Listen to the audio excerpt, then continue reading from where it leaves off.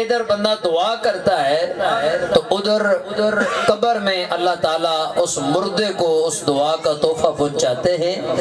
اور اس دعا کی برکت سے اگر اس کے ذمہ گناہ ہو تو اللہ تعالیٰ ان گناہوں کی معافی عطا فرماتے ہیں۔ اگر بندہ بخشا ہوا ہے تب بھی اسے اس کا فائدہ ضرور ہوتا ہے، اور وہ فائدہ کیسے ہوتا ہے کہ اللہ اس کے درجے مزید بلند فرما دیتا ہے۔ محبت سے کہ سبحان اللہ۔ کیونکہ وقت بہت ہو چکا اور آج ایک ماں کی دعائی سال ثواب ہے، تو میں دنیا کی جو ساری ماؤں سے بڑی ماں ہے اور جنہیں حضور نبی رحمت صلی اللہ علیہ وسلم دی ماں جی کہہ کے پکارا کرتے تھے، سیدہ طیبہ طاہرہ سیدہ آمنہ سلام اللہ علیہا رضی اللہ تعالی عنہا، کہ وہ اتنی بڑی ہستی ہیں کہ جن کے بطن مبارک سے اللہ تعالیٰ نے اپنے حبیب کو وجود مسعود بخشا ہے، اور آپ دنیا میں تشریف لائے ہیں۔ ہر بیٹا اپنی ماں سے محبت کرتا ہے، تو اب آخری نبی امام الانبیاء بھی ہیں، اللہ کے محبوب بھی ہیں، باعث تخلیق کائنات بھی ہے۔ اللہ تعالیٰ نے آپ کے لیے آسمانوں کو بنایا ہے، آپ کی وجہ سے زمینوں کو بنایا ہے، آپ کی وجہ سے یہ سمندر ہیں، یہ ہوائیں ہیں، یہ فضائیں ہیں، اور انسان ہیں، جنات ہیں، یہ فرشتے ہیں، سب کچھ اس لیے اس کائنات کا حصہ بنے ہیں کیونکہ اللہ نے اپنے محبوب کو اس کائنات کی رونق بنانا تھا۔ حضور کی وجہ سے یہ ساری رونقیں ہیں اور سارا جہان سجا ہوا ہے۔ وہ میرے آقا سید کونین حضور سرور کائنات صلی اللہ تعالی علیہ وسلم اپنی ماں جی سے کتنی محبت فرمانے والے، اپنی والدہ سے کتنا پیار کرنے والے، اپنی ماں کا کتنا خیال رکھنے والے۔ سنو یہ دارمی شریف کی حدیث مبارکہ ہے، میرے آقا سید کونین سرور کائنات صلی اللہ تعالی علیہ وسلم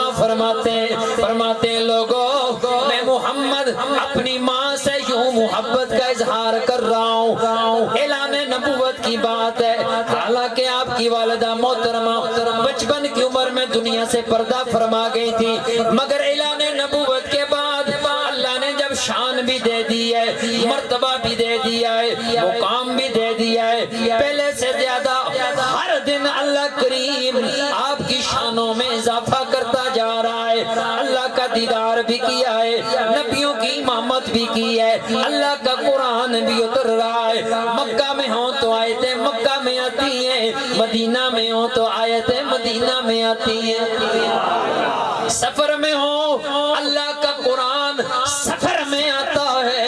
حضر میں ہو اللہ کا قرآن حضر میں آتا ہے، حجرہ عائشہ پاک میں ہو اللہ کا قرآن وہی اترتا ہے۔ اب میرے آقا سید کونین اللہ کے محبوب تاجدار کائنات آپ فرماتے ہیں لوگوں، ایک بیٹے کا اپنی ماں سے محبت کا انداز یہ ہونا چاہیے۔ آپ فرماتے ہیں میں محمد عشاء کی نماز شروع کر چکا ہوتا، اللہ اکبر بھی ہو گئی، تکبیر تحریمہ بھی ہو گئی، مسجد نبوی شریف کی جگہ ہو، اللہ کے محبوب نماز پڑھ رہے ہو، عشاء کی نماز ہو، آپ سورہ فاتحہ تلاوت فرما رہے ہو، اتنی دیر میں حجرے کا پردہ اٹھے، اندر سے آواز آئے بیٹا محمد۔ یہ حضور نے ایک تصور بتایا ہے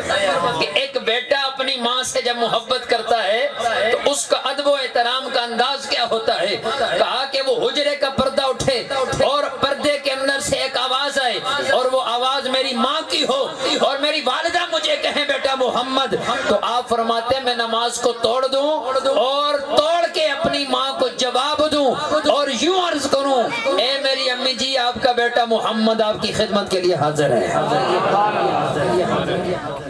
یہ آپ نے بتا دیا کہ ایک ماں وہ کتنے بڑے مقام پر ہوتی ہے، کتنے بڑے مرتبے پر ہوتی ہے، اور ایک والد کا کتنا بڑا مقام ہے۔ ہم تو الحمدللہ مسلمان ہیں اور ہمارے لیے اللہ رسول کے بعد والدین کا بڑا مقام بیان ہوا ہے۔ آج کوئی مانے نہ مانے، اولاد کا اپنا رویہ انداز ہو وہ الگ بات ہے، پر ہمارے نبی پاک صلی اللہ علیہ وسلم نے جو نصاب بیان کیا ہے اور جو آپ اپنی تعلیمات ارشاد فرما کر گئے ہیں آپ نے فرمایا اگر کوئی بندہ یہ دیکھنا چاہے کہ اللہ اس سے راضی ہے یا ناراض ہے، وہ نماز پڑھ رہا ہے پر پتہ نہیں چل رہا اللہ راضی ہے یا ناراض ہے، روزہ رکھ رہے پر پتہ نہیں اللہ راضی ہے یا ناراض ہے، حج کرتا ہے اللہ راضی ہے یا ناراض ہے پتہ نہیں چل رہا، عمرہ بھی کر رہا ہے اللہ راضی ہے یا ناراض ہے، اسے یہ ججمنٹ نہیں ہو رہی، اور زکوٰۃ بھی ہے، خیرات بھی ہے، صدقات بھی چل رہے ہیں، نوافل بھی ہیں، پر یہ نہیں پتہ چل رہا اللہ راضی ہے یا ناراض ہے۔ میرے نبی نے نسخہ بتا دیا، فرمایا ایک بات چیک کر لے، اگر یہ تجھے سمجھ آ جائے پھر اپنے دل کو تسلی دے دے کہ والد اگر وہ تجھ سے ناراض ہے، باپ جس کی وساطت سے بندہ دنیا میں آتا ہے، والد کا بڑا مقام ہے، مرتبہ ہے، اور اگر والد تجھ سے راضی ہے تو میرے آقا فرماتے ہیں سمجھ لے رب بھی تجھ سے راضی ہے۔ اگر والد تجھ سے ناراض ہے پھر تو لاکھ نمازیں پڑھتا رہے، روزے حج زکوٰۃ کرتا رہے، ہر طرف پھرتا رہے، اگر والد ناراض ہے تو اللہ تعالیٰ خود حضور فرماتے کہ اللہ بھی تجھ سے ناراض ہے، اور جس سے اللہ ناراض ہو تو کون سی راہ کھلے گی؟ کوئی راستہ نہیں کھلتا جب تک اللہ راضی نہ ہو، اور اللہ راضی ہوتا ہے والد کی رضا کے ساتھ، اللہ راضی ہوتا ہے ماں کی رضا کے ساتھ، اور جب ماں باپ راضی ہو کے دعا دے دیتے ہیں تو پھر بندہ جس راستے پہ چل پڑتا ہے اللہ وہ بند راہیں بھی کھول دیتا ہے۔ صرف عقیدے کی بات ہونی چاہیے۔ تو میں عرض کر رہا تھا یہ تو وہ ماں ہیں جن کے لیے حضور صلی اللہ علیہ وسلم نے فرما دیا کہ میں امام الانبیاء ہوں، سب سے بڑا سٹیٹس اللہ کے بعد نبی ہونا یہ بہت بڑا مقام ہے، اور پھر نبیوں میں بھی امام الانبیاء ہونا، ان کا بھی امام ہونا، آخری نبی ہونا، اللہ کا محبوب ہونا، تاجدار کائنات ہونا، یہ بہت بڑا مقام ہے۔ اتنے بڑے مقام پر بھی پہنچ کر سرکار نے بتا دیا کہ مقام جتنا بڑھتا جاتا ہے اتنی ماں باپ کی عزت نگاہ میں بڑھتی چلی جاتی ہے۔ یہ تو گنا سایہ اتنا سایہ دار درخت ہو اس کے نیچے بیٹھ کے اتنا چین نہیں آتا جتنا ماں شفقت سے ہاتھ رکھ دیتی ہے تو بیٹے کو چین آ جاتا ہے، اور والد ہاتھ اٹھا دیتا ہے تو جتنی اس کے لیے کامیابیاں ہوتی ہیں تو وہ تو عام صورت میں نہیں ہوتی۔ میں حدیث مبارکہ پڑھ رہا تھا اور اس میں رشک بھی آ رہا تھا اور پیار بھی آ رہا تھا اور ڈر بھی لگ رہا تھا۔ سرکار نے فرمایا کہ ایک والد کی دعا اللہ بیٹے کے حق میں ایسے قبول کرتا ہے جس طرح اللہ نبی کی دعا امتی کے حق میں قبول فرماتا ہے۔ اب وہ کہیں اور گھومتا پھرے تو اس کے اپنے مقدر کی بات ہے۔ یہ ماں باپ کا حق ہے کہ اولاد ان کے سامنے سر نہ اٹھائے، اولاد ان کے سامنے اونچا نہ بولے، اولاد ان کے سامنے آگے نہ چلے، اولاد ان کے فیصلے کے آگے انکار نہ کرے، اولاد ان کی بات کا رد نہ کرے۔ جو ماں کہہ دے وہ کر دے، جو باپ کہہ دے وہ کر دے، اور جب یہ کر دیتا ہے تو اللہ تعالیٰ پھر برکتیں عطا فرماتا ہے۔ تو دوسری والدہ آپ کی نبی پاک صلی اللہ علیہ وسلم کی جن کے اللہ تعالیٰ نے ان سے آپ کو غذا عطا فرمائی، غذائی والدہ ہیں، جورانا کا مقام ہے۔ اللہ کے محبوب اپنے صحابہ میں گوشت تقسیم فرما رہے ہیں۔ حضرت ابو طفیل حضور کے صحابیاں فرماتے ہیں ہم لوگ اپنے آقا کے ساتھ ڈیوٹی دے رہے ہیں، اللہ کے محبوب سیکیورٹی ہم کر رہے ہیں، باہر محافظ کھڑے، ہر آنے والے کو ترتیب سے بھیجا جا رہا ہے، پر میں حیران ہوا اتنی دیر میں ایک خاتون، بڑی برقع پوش خاتون، باپردہ خاتون آتی ہوئی نظر آئی۔ اللہ کے محبوب نے کام چھوڑ دیا، ان کو آتے ہوئے دیکھنا شروع ہو گئے۔ جو ہی وہ مائی صاحبہ قریب آئی، تاجدار کائنات نے اپنے کاندھوں سے کملی اٹھائی، آپ نے اپنی کملی اتاری، اتار کے زمین پر بچھا دی، وہ مائی صاحبہ کر کملی کے اوپر تشریف فرما ہو گئی۔ صحابہ کرام حیران ہیں، اتنا بڑا مقام کسے دیا جا رہا ہے؟ یہ عام چادر نہیں ہے، یہ عام کملی نہیں ہے، اللہ کے محبوب کے کاندھوں کے ساتھ لگی ہوئی چادر ہے، تاجدار کائنات کے ساتھ نسبت والی چادر ہے۔ یہ وہ چادر ہے اللہ کرتے ہیں یہ وہ چادر ہے جنتوں کے رضوان فرشتہ جس کا حیا کرتا ہے، جنت کی حوریں جس سے محبت کرنے والی ہیں۔ اب حیران ہے صحابہ کرام یہ برقع پوش خاتون کون ہے جن کے لیے اللہ کے محبوب نے چادر بچھا دی ہے؟ وہ آ کر چادر پہ جلوہ فرما ہو گئے، جب تک بیٹھی رہی میرے آقا سید کونین آرام سن کے سامنے بیٹھے رہے، ایسے لگتا تھا جیسے کوئی فرما بردار بچہ اپنی ماں کے سامنے سر جھکا کے بیٹھا ہے۔ جب تک وہ بات کرتی رہی اللہ کے محبوب کان قریب کر کے سنتے رہے، جب جانے لگی حضور بھی کھڑے ہو گئے، جب تک چلتی رہی میرے آقا بیٹھے نہیں، آنکھوں سے اوجھل نہیں ہوئی، اللہ کے محبوب انہیں دیکھتے رہے، صحابہ تڑپ گئے، عرض کرنے لگے یا رسول اللہ، اے اللہ کے محبوب یہ کون تھی جن کا اتنا احترام ہے بارگاہ رسالت میں، اس بارگاہ میں اتنا بڑا احترام جن میں فرشتے بھی احترام سے آتے ہیں، جبرائیل بھی قدم پھونک پھونک کر آتا ہے، اسرائیل بھی اجازت لے کر آتا ہے، بڑے بڑے فرشتے جن کی بارگاہ میں بغیر اجازت کے نہیں آتے۔ یہ کون خاتون تھی جن کو اتنی عزت سے نوازا گیا، اتنے مقام سے نوازا گیا، اتنے مرتبوں سے نوازا گیا؟ اللہ کے محبوب کے لیے جناب ابو طفیل رضی اللہ تعالیٰ عنہ فرماتے ہیں مجھے ایک صحابی نے کہا، کہنے لگے اوہ تو نہیں جانتا یہ حضور کی رضائی ماں جناب حضرت حلیمہ سعدیہ ہیں۔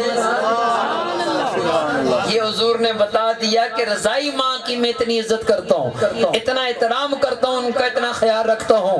تو سنو پھر جو رضائی ماں سے اتنی محبت کرتے ہیں وہ سگی ماں سے کتنا پیار کرتے ہوں گے۔ اور سرکار دو عالم صلی اللہ علیہ وسلم نے کتنی بار احادیث مبارکہ پڑھ کے دیکھیں، ترمذی کی، ابن ماجہ شریف کی، سرکار نے کئی صحابہ آئے،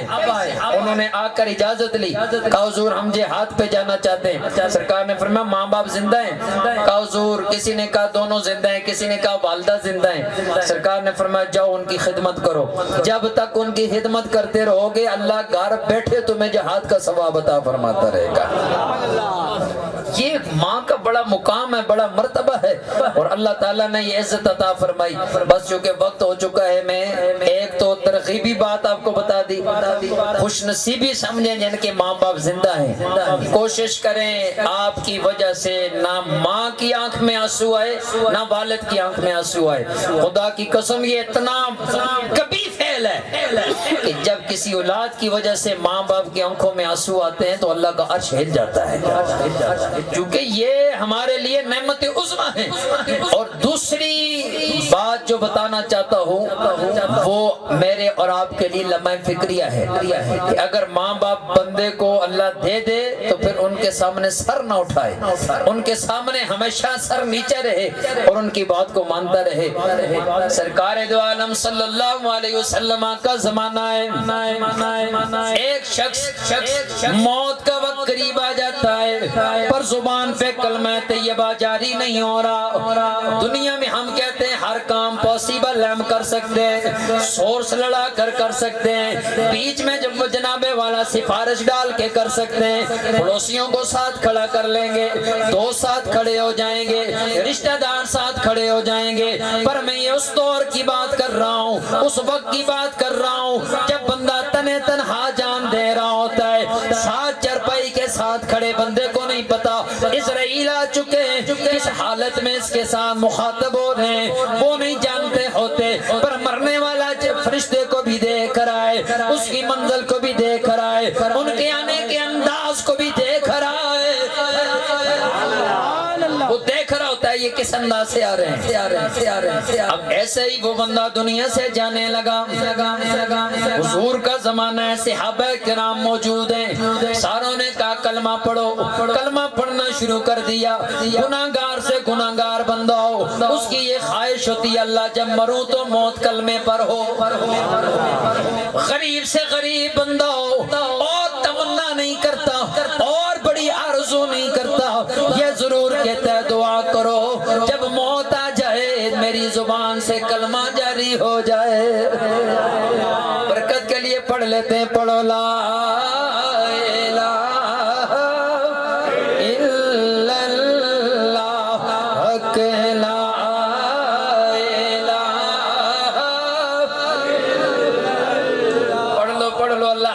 زبانوں پہ یہ جاری کرے پڑھو لا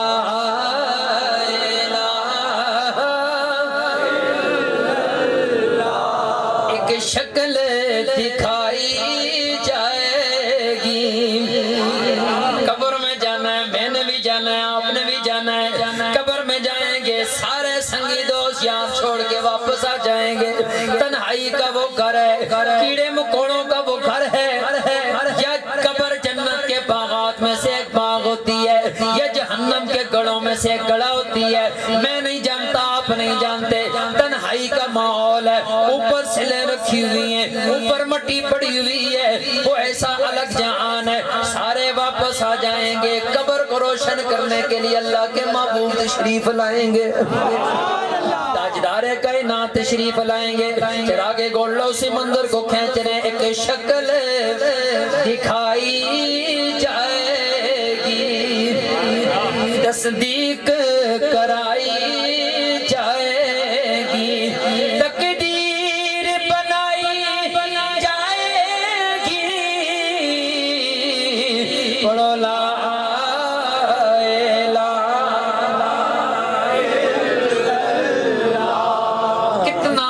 مقام ہے آخری وقت ہے اگر بندہ پڑھنا بھی چاہ رہا ہے کلمہ نہیں پڑھا جا رہا خود وہ مرنے والا بندہ بھی پریشان ہے رشتہ دار بھی پریشان ہے پر ایک بندہ دوڑ کے میرے نبی کی بارگاہ میں جاتا ہے عرض کرتا ہے یا رسول اللہ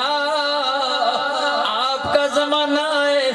آپ کو ماننے والے کی زبان پہ کلمہ جاری نہیں ہو رہا کرم فرما دیں اب چونکہ وقت تھوڑا تھا سرکار نے فرمایا ساری باتیں پوچھی حقوق اللہ میں کیسا تھا کہا حضور بہت اچھا 5 وقت کا نمازی تھا تہجد پڑھتا تھا قرآن پڑھا کرتا تھا حج بھی بڑے کیے عمرے بھی کیے زکوٰۃ بھی دیتا تھا سب کچھ کرتا تھا پتہ ہے دوسرا سوال حضور نے پوچھا ماں باپ زندہ ہیں کہا حضور والد فوت ہو گئے کہا ماں زندہ ہے عرض کی حضور زندہ ہے فرمایا وہ اس سے خوش ہیں یا نہ خوش ہیں کہا حضور ماں سخت ناراض ہے ماں سخت ناراض ہے اب میں خود ماشاءاللہ جوان بیٹھے ہیں اور میں بھی آپ کے ساتھ شامل ہوں تو کہا ماں جو ہے وہ زندہ ہے حضور پر خفا ہے سخت خفا ہے سرکار نے فرمایا ایسا کرو جا کے ان کو میرا پیغام دو کہ وہ میرے پاس آ رہی ہیں یا میں ان کے پاس آ جاؤں کہا وہ میرے پاس آ رہی ہیں یا میں آ جاؤں ان کے پاس چونکہ وقت تھوڑا تھا اور ایک بڑا پیغام دینا چاہتے تھے حضور جا کے بات سنائی تو وہ تو رو پڑی کہنے لگی حضور بلائیں تو میں نہ جاؤں بوڑھی ہونا اپنی جگہ پر ضعیف العمری اپنی جگہ پر جب سونے کا پیغام آ گیا تو میری جان میں جان آ گئی ہے اب مجھے سہارا دور لے جاؤ حضور کی بارگاہ میں